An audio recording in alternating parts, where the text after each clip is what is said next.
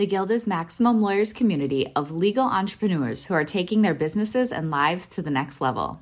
As a Guild member, you'll build relationships, be held accountable, and learn strategies specifically designed to get you unstuck and accelerate your plan for growth. Members are also granted exclusive access to masterminds hosted around the country. Our next event is coming up, and we're heading to Scottsdale, Arizona.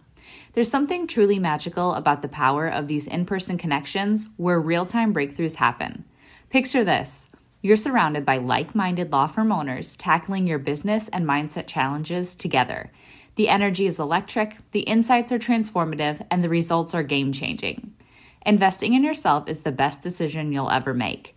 The knowledge, strategies, and breakthroughs you'll gain are priceless assets that will supercharge your practice and propel you forward. Join the Guild and secure your ticket to Scottsdale at the best possible price by visiting maxlawevents.com. I'm Tiffany Weber. I'm a real estate attorney in Mooresville, North Carolina, and I help people make smart decisions about their real estate. Welcome to the Maximum Lawyer Podcast. Run your law firm the right way. This is the Maximum Lawyer Podcast. Your hosts, Jim Hacking and Tyson Mutrux. Let's partner up and maximize your firm. Welcome to the show. Welcome back to the Maximum Lawyer Podcast. I'm Jim Hacking. And I'm Tyson Mutrux. What's up, Jimmy? I'm coming to you live from our South Florida office of Maximum Lawyer. I'm at the shared office of our buddies Mark Brown and Adam Rawson here in Fort Lauderdale. I have a case in Miami tomorrow. I'm having dinner with two of our Guild members, Estrita and Jane, tonight. And I came up to see Mark and Adam. And so I'm coming to you from one of their offices, and it's got a great view of downtown Fort Lauderdale. I cannot tell you how jealous I am. The moment you texted me and Becca and let us know that you were doing it, I was so jealous. I wanted to fly down with you, but I hope you're having a lot of fun. So just have a lot of fun. Just know I'm really, really jealous of you. All right. Well, we're really excited to have Tiffany on the show. And Tiffany's been a member of the Guild for a while, and we've sort of heard your remarkable story from law school to law firm owner. And I thought we might begin, Tiffany, if you're willing to sort of tell that story of how you came to run your own law firm. Yeah, I'm happy to. So I came to the law a little non-traditionally. I'm a second career lawyer. I started law school while I was working for an appliance manufacturer. I went to law school at night and worked during the day, came out of law school and started working for this guy in litigation. I learned a lot, but he had a partner who did real estate. And I decided to start bugging the real estate partner and saying, hey, you got anything I can help you with? I was just interested in learning more about that area of practice because I got the feeling that litigation, while interesting, was not my long-term play. And eventually this guy said yes. He said, I've got some things you can work on. And his name was Ben Thomas. And we started working together more and more to the point where, our families would spend time together. We'd, out to dinner several times a week to get to know each other. And we got to a point where we were like, you know what? Our styles really mesh. What if we just spun off the firm and focused only on real estate law? So we did. Right. Let's see. We opened April 2020. So I should mention that Ben Thomas, who I'm talking about, at the time we spun off was 62. And at the time I was 30. So quite a bit of an age difference there, but we had similar values and he was thinking about the longevity of his firm. He didn't want when he retired for his practice area to just fade away. So I seemed like a good solution to him and, was energetic about taking the firm forward into the future. And so we spun off and started Thomas and Weber in 2020.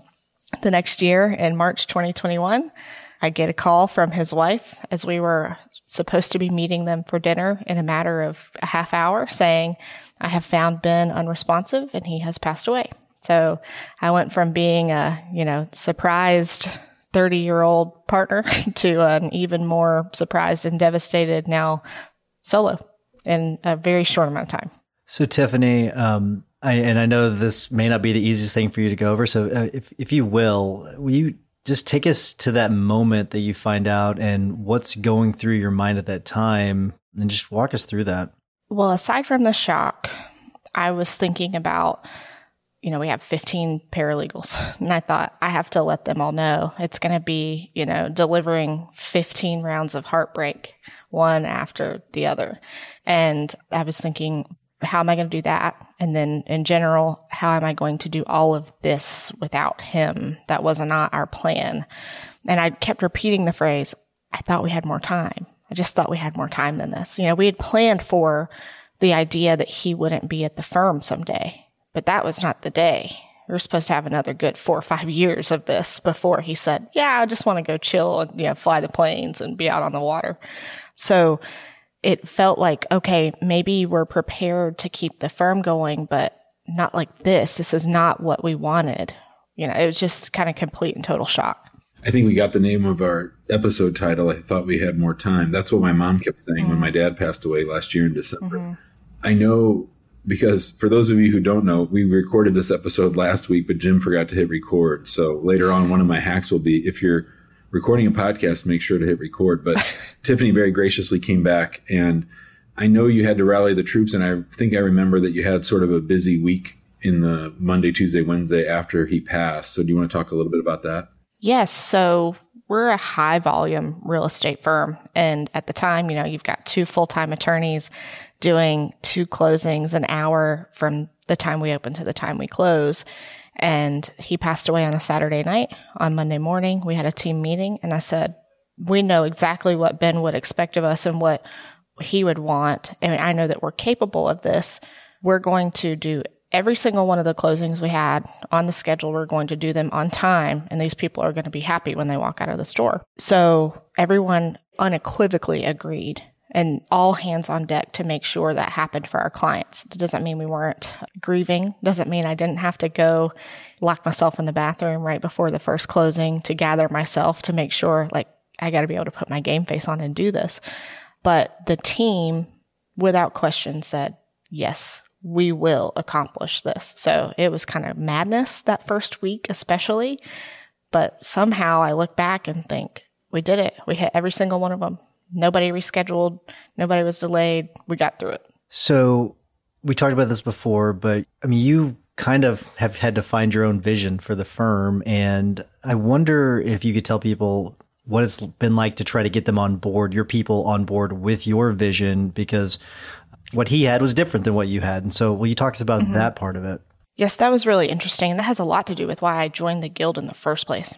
It's that I went from having a built-in guide, security blanket, safety net, whatever, a mentor, someone to talk to feeling like I didn't have that anymore.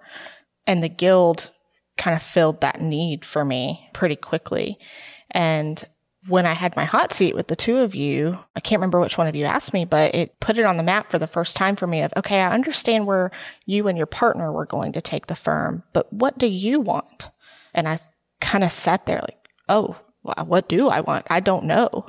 So I had to reconsider, do I execute to the plan that we had, or are my long-term goals different than the plan that my partner and I had? And I realized that they are a little bit different. Not drastically different, but in the ways that they are, I had to tell the team, hey, I know that we've always done it this way, and our plan was to get Ben to retirement, and then we were going to do some things. But that's not what we're doing anymore. So kind of like our ideals and our values are the same, but our long-term plan has changed. So having a team that was a little bit resistant to change and always has been, I think where we got the buy-in was from them. We went through hell together. So they watched how we all responded in that. And I think it's a lot easier to get buy-in when they see your character in those moments and know that you're not just in this for selfish reasons. My goal was through this to make sure business stayed strong enough that not a single one of them had to worry about looking for another job. We accomplished that. So I found that helped a lot in getting their buy-in. Doesn't mean it was smooth sailing always. People had questions, but it also helped that our senior most paralegal completely bought in. So, she kind of led the team and said, it's okay. You guys see that, things are stable. We're not, losing people left and right. Our business has stayed strong. I'm not worried. You guys have nothing to be worried about. So that helped a lot as well. All right. So I take it back. We're changing the title of this episode to What Do I Want? And I think that's a really, really great insight. And I'm glad you brought it up again.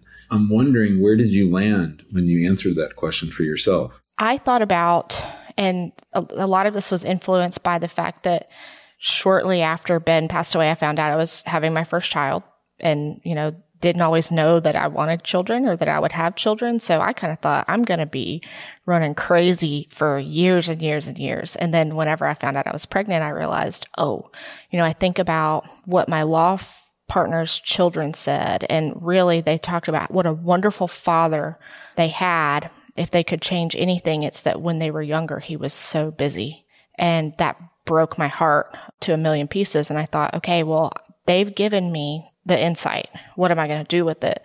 So I realized I want to set up a firm that allows me to be there when my daughter is small. And I don't want my daughter now to be at the end of my life saying, she was a great mom. I just wish she had been around more when I was small. So that kind of drove the way I wanted to set up the firm long term. So I hired some more associates so that I'm not the only one doing all the closings.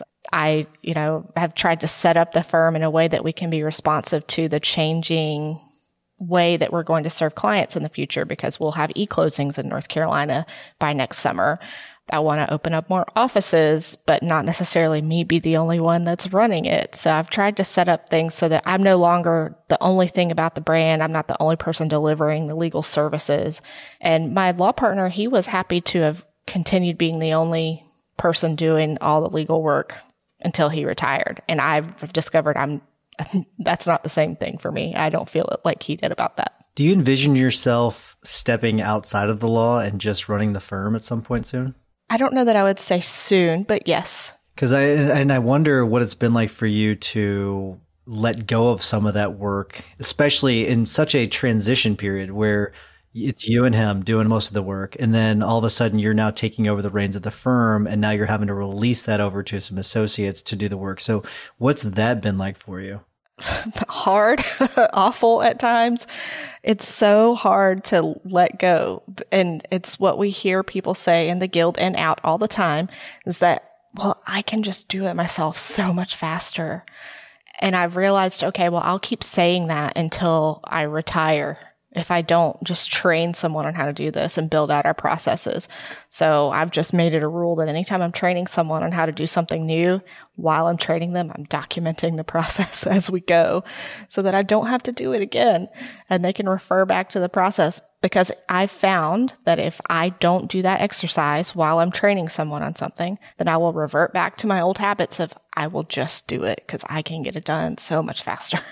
So it has not been easy, and I'm a work in progress for sure, but I'm making efforts to get better about it.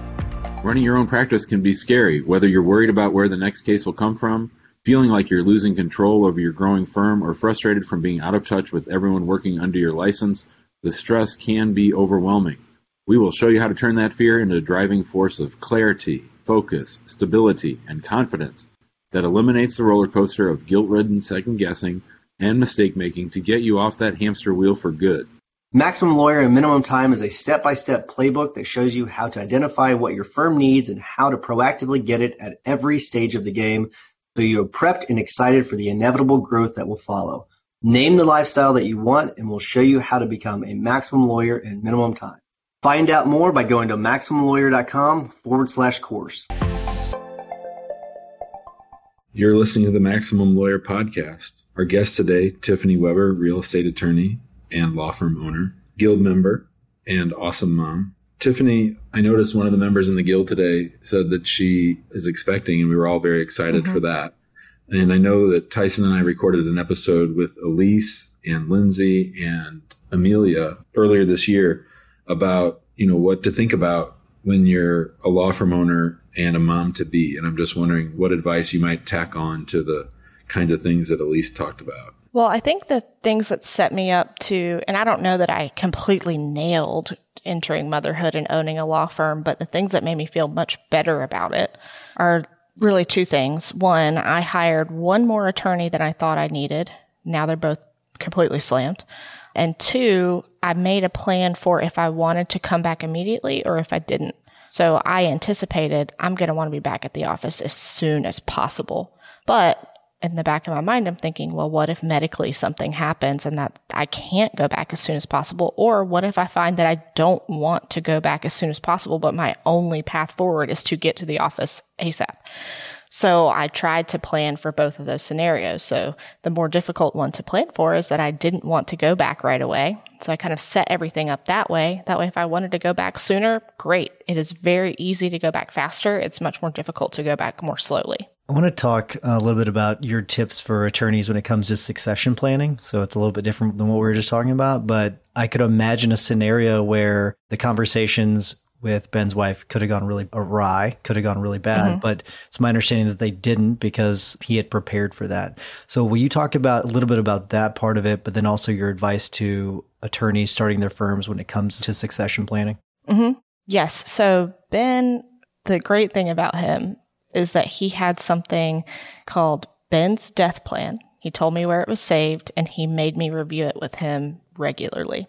And the reason I'm chuckling, and nobody can see my face, I'm chuckling because he was a terrible speller. And in his death plan, he had a list of all of the things that he owned, and one was his Cadillac, but he spelled it Cadillac.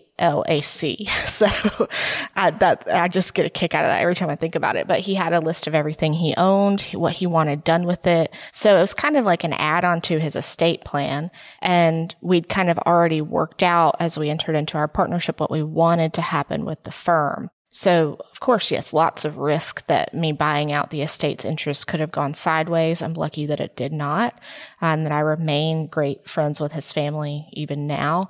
But you open yourself up to much more potential for conflict without any sort of discussions like this. And one thing that he and I always agreed on is that let's have the hard conversations now before we even get into this, so that inevitably when we disagree or something bad happens to one of us, we're ready for it. So having that plan that he'd written to go to, I thought was especially important because he told me to do the same thing. He said, I know you're young, you're healthy, blah, blah, blah. I get it. But if something bad happens to you, I need to know how to help your husband. I need to tell him how to get to the life insurance, how to do all of the things that only you do in your house that I know how to do and he may not. So it was also kind of a kindness to help his family and his spouse through where is everything. They didn't even know where to find all the stuff. So that plan included where to find all the stuff. Who do you talk to about the accounts? Who's the trustee on this? He was so detailed. And when it comes to making a plan like that, I don't think you can ever be detailed enough. Just put it in there. If it's not needed, great, it's not needed. But just if you think it might be relevant, put it down. All right. So today we're recording on August 18th, 2022, and we spent 22 minutes of this podcast talking about the past. I want to switch gears a little bit and talk about the future. So you have this firm that's operating pretty well. You got a good team. Things are solid. There's a blank canvas in front of you, Tiffany. What's next? Like, where do you want to go? Where do you see it 2 years from now? Well, I've got two things. One will happen before 2 years, but the goal is in 2 years from now, I would like a second, potentially a third office. And a year from now, the day that North Carolina is allowed to do e-closings, we're going to be doing e-closings that day. And it requires some planning, we've had our whole staff, they're e-notaries and they have been for, probably the last 18 months, 2 years, well before this was ever going to really be allowed. So now we got to get everybody ready for the procedures because I do not want to be the last. In fact, I want to be the first firm that's doing it at scale. I always tell the team, we don't let things happen to us. So we're just going to get ahead of it and we're going to be doing them on day one. I love that phrase. We're not going to let things happen to us. That is fantastic. That should be like your rallying cry. And it definitely is a testament to you as a leader. Really, really is. It could also be the title of this episode. Jim and titles today. Jeez, it definitely could be. I am not going to let this happen to us. That's great. So talk a little bit about really leadership, what it's been like to go through this from a leadership perspective, and really some advice that you would give to other attorneys when it comes to leadership and leading their teams through difficult times. Because, it may not be a death of a partner, but it may be something else, and leading them through that storm is really, really important. So talk about that a little bit. Well, this is certainly the most challenging thing I've ever dealt with in any sort of leadership position I've ever held. But I think the thing that has helped our firm and helped us keep so many people on the team, we've only lost like one person to another job and one person to moving away in the last little bit. So, we keep the team and they're pretty consistent. And I think it's because I alluded to it before, is that I think they feel like I'm in it with them. And as I buy myself more time and a little bit more freedom, they don't begrudge me that because I've gone through all of this with them. I haven't been like an absentee.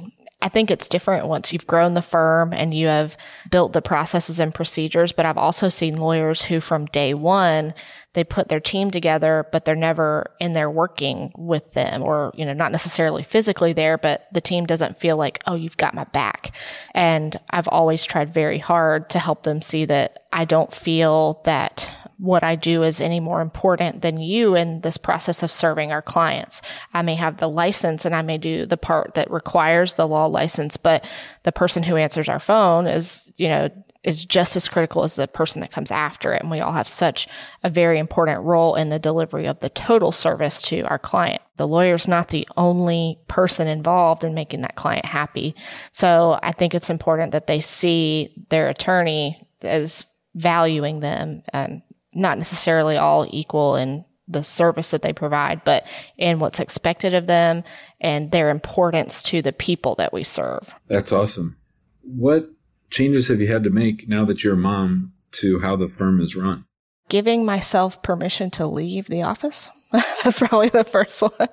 I've definitely been guilty in the past of feeling like I had to be the last one out the door. I know how crazy that is because when you become a parent, or if anything in your life, I don't want to say just for parents, but I've found this to be true after becoming a parent, that I'm so much more efficient with the time that I have at the office because I've got something else I've got to get to that's very important. I can't just sit there all night and take my time and dawdle around and, ponder life. I got to get this stuff done. And I've got to be respectful of my time and other people's time so that I can get on to see my daughter. So that's been the biggest change and the hardest change. That's great. And it's good advice to a lot of young lawyers and older lawyers too, because we all tend to, especially earlier on, we try to grind it and grind, and we're at the office late, and it's not great for families. It's not great for marriages. It's not great for relationships. So that's great advice. Well, we are going to need to wrap things up. We're right around time. So before I do, I want to remind everyone to make sure you join us in the big Facebook group.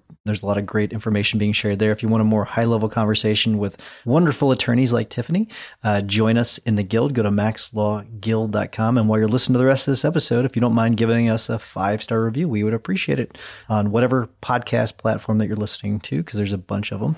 Jimmy, what's your hack of the week? I had the great pleasure this week of getting to hang out with my mentor, Dean Jackson, and we recorded a new episode of his More Cheese, Less Whiskers podcast. You should definitely check out that show. It's a great show, but I listened to the first time I was on his show, which was 6 years ago. It was right around the time we started Maximum Lawyer.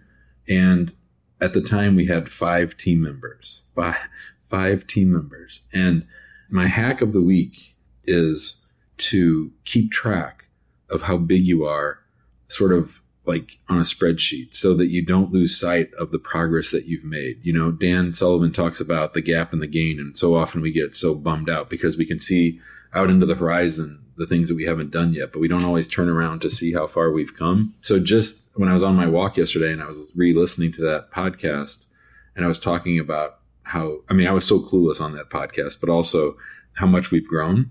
It's just, it's like keeping track of your kid's height, in their bedroom on the notches on the wall. To me, it's inspiring when you can look back and see how far you've actually come.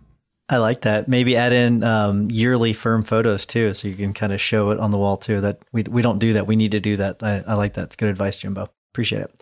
Tiffany, you know the routine. What is your tip or hack of the week? Okay, I potentially have 2. Do you want the one I've been doing for a decade or the one I've been doing for 2 weeks? I want them both. One can be a boner. Okay. Cool. So the one that I've been doing for a decade is certainly not going to be new to longtime listeners of the podcast, but I like to take whatever my big goals are for the year, put them on a sticky note on my monitor, and as new projects or new demands on my time pop up, I look at those goals and say, how does this help me meet 1 or 2 or however many goals I have? And if the answer is it doesn't, then I find a way to delegate it or decline it. So right now, my goal is to buy the building that I'm in, which we're going to be closing on in the next 45 days, and then $3 million in revenue. So if it doesn't do either of those things, it doesn't help me get closer to that, then I delegate or decline. So that's the decade one. And then the one that I've just started doing is I started using Superhuman for email. I don't know if you guys have seen the ads for that. I've been on the wait list for this thing forever. And once I finally got it, I was like, gosh, it was worth the wait. So I feel like an email wizard. I know Outlook and all the others have keyboard shortcuts, but these shortcuts are so easy to remember. I'm like blazing fast through my emails. It's awesome. Yeah, Superhuman is really, really good. I learned about it from Ryan McKean, and I got a referral link from him, and it really is good. There's a slight learning curve with it, but once you've figured it out, and if you are a shortcuts person like I am, I'm not a mouse clicker. I like to do shortcuts, and so it's great, especially for people that like shortcuts. So it's a great tip. I like it. So mine is, let me ask Jimbo really quick. What day are you on, Jimmy? I am on day 11, 1/7. Nice. Very good. So I'm on day 74. Very good. I can't believe it. I'm so proud of you. I've got today and tomorrow, so I'm excited. But I will tell you sometimes, and this is not every day, it's rare, but sometimes you'll just be so just throughout the day, you'll be so exhausted and you'll be doing so many different things. You forget how many you've drank, so you'll over drink the water just to make sure you've drank enough of it. So I downloaded this app. I finally got sick of doing that, where I was like, okay, I'm just going to drink a bunch more water just in case, even though I was pretty sure I'd had plenty of water, but I was overdoing it. So I downloaded this app. It's called Drink Water. It's pretty simple, Drink Water. And you just can easily, it's a free app. You get an ad every once in a while, but for the most part, you can just add your ounces in there, and it makes it a lot easier. So I recommend that for people. This is so great. I'm showing on the screen because I'm traveling today. I don't have my usual water bottle. I'm drinking it out of these 12-ounce bottles, trying to get up to my gallons. So I appreciate it. You guys can't see it on the podcast, but I have little handwriting of I'm at 88 ounces right now. Yeah, it seems like such a simple thing. Oh, I can easily, count to 128. I can easily, but it's like you get busy and you do other things, and you're having to make sure that you get it all down. So that's for everyone that's doing 75 hard, or if you just want to drink a bunch of water, and if you got a target, it's an easy app to use. Very good. I'm glad that helps you, Jimmy. I know you're at the beginning of the journey, but you're going to knock it out. But Tiffany, thank you so much for coming on. Thanks for coming on again and re-recording. But happy to. Just an excuse to talk to you guys again. I was thrilled to. I love it. And by the way, if anybody needs some audio video setup, Tiffany, can you give your husband a plug really quick for your audio visual setup? Yes, I can. So my husband does our marketing. So if anybody's seen our YouTube channel, The Real Estate Lawyer, he's responsible for all of that. But he has a company called Weber Marketing, easy enough to remember. And so he is responsible for all my sound, lighting. I'm in his studio right now, and he helps people set up their studios sometimes. So we'll give him all the credit for this. Love it. Very cool. So thank you so much, Tiffany. That was great. Thank you, guys. Thanks for listening to the Maximum Lawyer Podcast. To stay in contact with your host and to access more content, go to MaximumLawyer.com.